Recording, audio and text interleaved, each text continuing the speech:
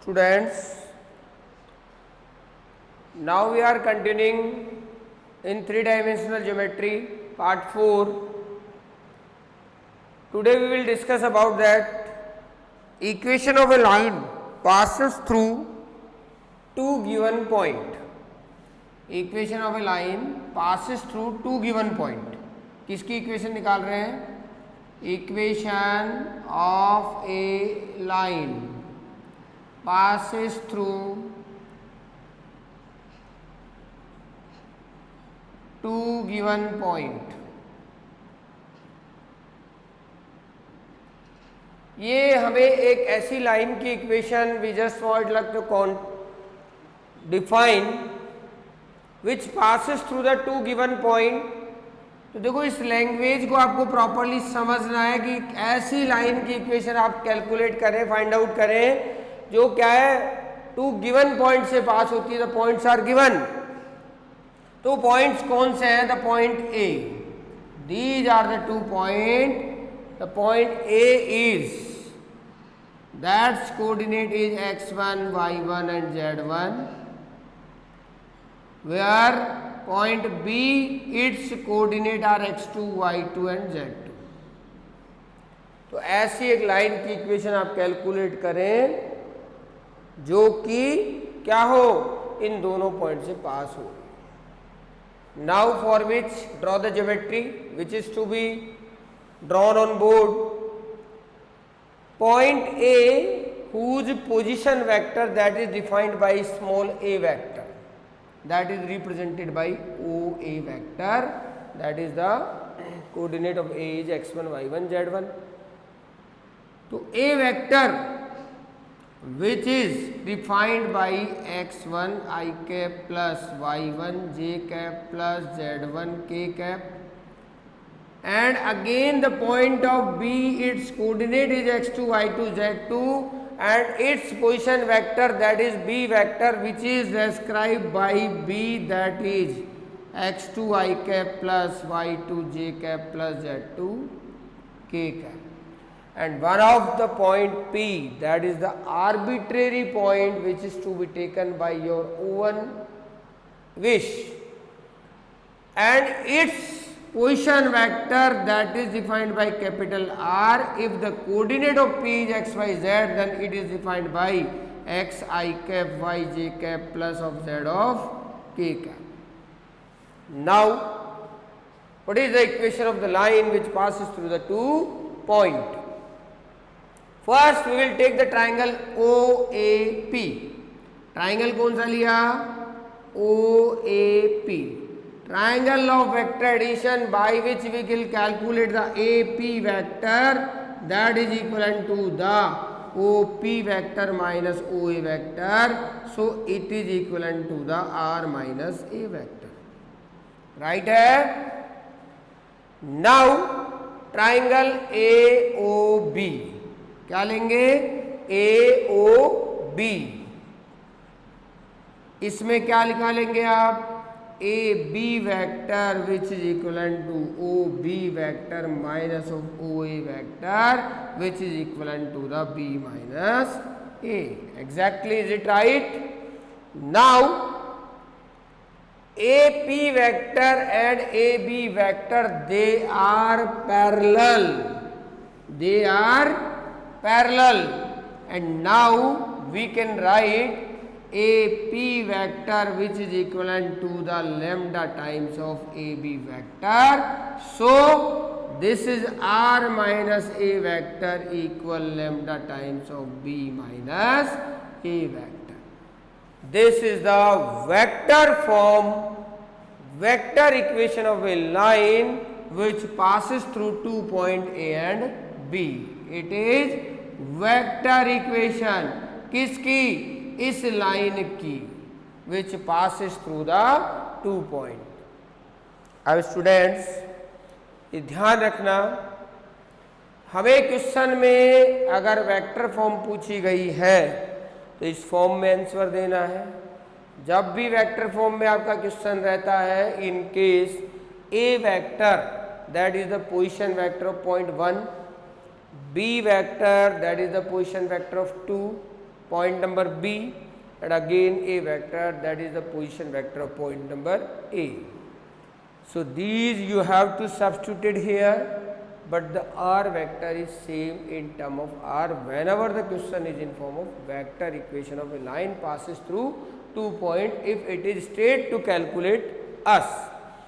Now we will convert it is in the Cartesian form, right? अब हम क्या करेंगे, इसको कार्टेशियन फॉर्म में कन्वर्ट करेंगे. Start now. तो हमने लिखा r vector minus of A vector equal lambda b minus A vector. Now r vector is express by, जो मैंने अभी बताया था आपको कि आर वेक्टर को कैसे एक्सप्रेस करेंगे. यहां लिखेंगे R vector minus A vector equal lambda bracket B minus A. एक ऐसी लाइन की इक्वेशन है विच पासेस थ्रू 2 पॉइंट. तो R vector is describe by X I plus Y J plus Z K minus of A vector that is describe by x1 I plus y1 j plus z1 k equal lambda times B vector x2, B vector x2 i cap plus y2 j cap plus z2 k cap minus of A vector.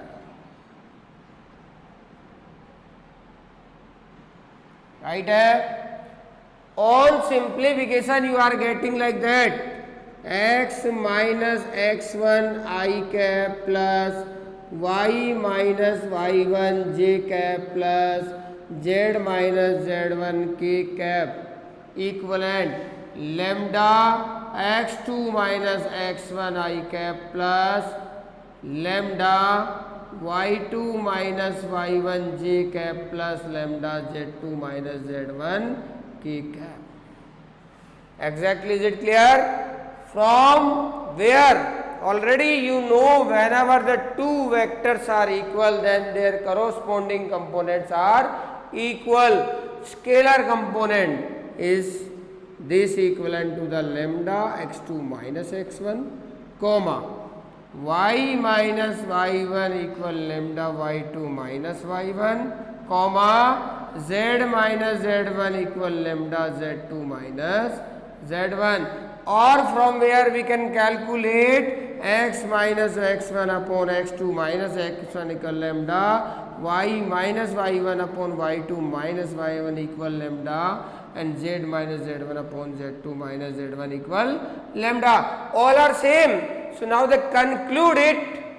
The Cartesian equation of a line which passes through the 2 points, that is x minus x1 upon x2 minus x1 equal y minus y1 upon y2 minus y1 equal z minus z1 upon z2 minus z1.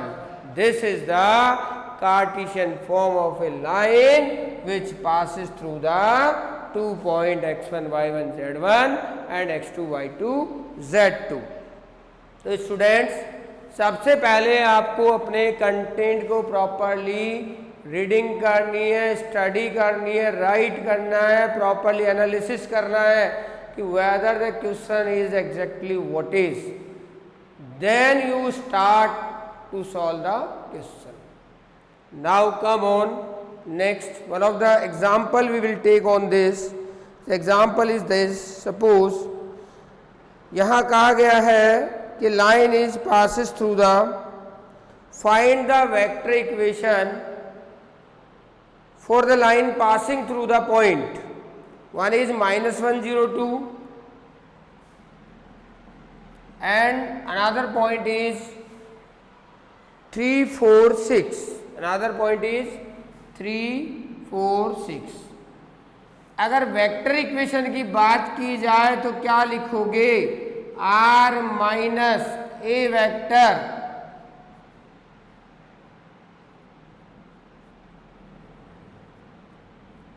Equal lambda times of b 3i plus 4j plus 6k minus of I cap plus 0j cap plus 2k cap. This is the vector form of the line which passes through the 2 point. Now Cartesian form क्या लिखेंगे? x minus x1 upon क्या लिखोगे? x2 minus x1 कितना आ गया? 3 minus minus 1 equal y minus y1 upon y2 minus y1 z minus z1 upon z2 minus z1. Again simplified it and write it in a proper form. This is the answer of this is z minus 2 over 4. This is the Cartesian form of a line which passes through the 2 point. So guys, I think this is clear in your mind, right? Minus 1 0 2 and 3 4 6. Exactly, is it right?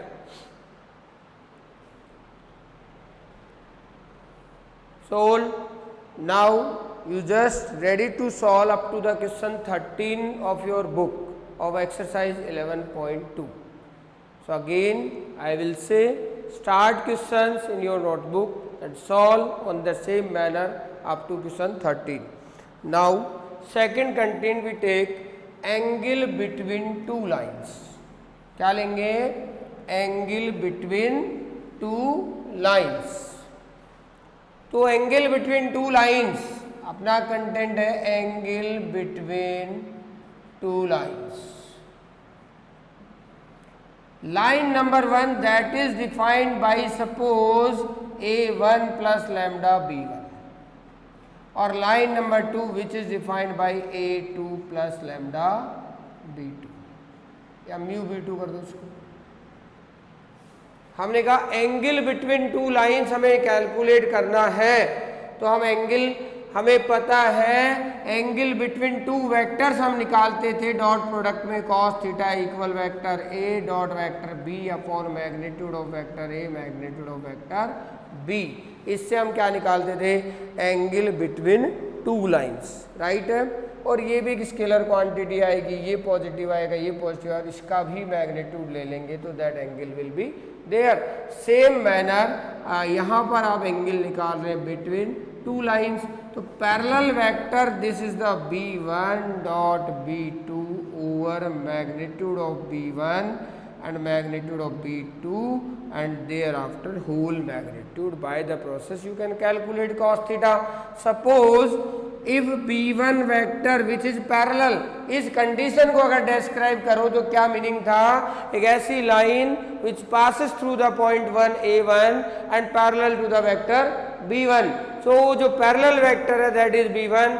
Suppose which is described like that a1 I cap plus b1 j cap plus c1 k cap and this b2 vector is to be defined like that a2 I cap plus b2 j cap plus c2 k cap. Now formula is there. On behalf to place the values and solve it. तो अब solve कर लेते हैं इसको. Angle between two lines क्या calculate हो क्या आता है? Just right again the cos theta is b1 dot b2 over magnitude of b1 magnitude of b2 over magnitude b1 क्या था? a1 I cap. तो सबसे पहले b1 डॉट b2 कैलकुलेट कर लें. वो क्या आएगा? a1 I cap plus b1 j cap plus c1 k cap. इसका डॉट ले लें a2 I cap plus b2 j cap plus c2 k cap के साथ डॉट लेते हैं. Dot product rule of vector में आपने ऑलरेडी स्टडी कर लिया. इसका डॉट इसके साथ, इसका डॉट इसके साथ, इसका डॉट इसके साथ. Now b1 b2 plus c1 c2 this we are getting here. Now magnitude of b1 vector that is root of a1 square plus b1 square plus c1 square. Magnitude of b2 जो आपने calculate कर लेना है magnitude of a2 square plus b2 square plus c2 square, इस vector जो b vector था इसका magnitude. अब फॉर्मूले में प्लेस कर दो तो कॉस थीटा क्या आ जाता है, a1 a2 plus b1 b2 plus c1 c2 upon root of a1 square plus b1 square plus c1 square and root of a2 square plus b2 square plus c2 square. ये आप यहाँ से इसका angle निकालेंगे between two lines. अभी ध्यान रखना guys, this content is deleted in current academic session by the board, but it should be in your knowledge how angle between two line can be calculated. Understood this properly? You just do in your copies and try to solve the question of 11.2 up to 13, 14, 15. In next video we will complete our 11.2 chapter line. Thereafter we will discuss about the plane. Again I will say whatever is doing nowadays, you just go through with it in your book, in textbook, also with the notes whatever is delivering in the video, properly follow it and getting the good result in your exams. Thank you very much.